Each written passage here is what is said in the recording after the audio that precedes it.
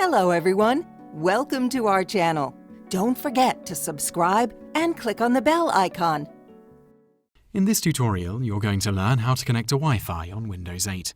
First, move your mouse to the bottom right corner of the screen. Several options should appear on the right-hand side of the screen. Move your mouse up and click on the magnifying glass that says Search. Type in Control and open up Control Panel. Click on the Network and Internet tab, then click on Network and Sharing Center. Now, on the left side panel, click Change Adapter Settings. Look for something called Wi-Fi or Wireless Adapter. If it is disabled, right-click it and click Enable. Close out of the network connections. Click the back arrow in Network and Sharing Center, then under the same Network and Sharing Center tab, click on Connect to a Network. A side panel should appear on the right of your screen listing the available wireless networks. Find the one you're trying to connect to and double-click on it. If it requires a password, you will type that in now. And that's it. You now know how to connect to Wi-Fi on Windows 8. Thanks for watching.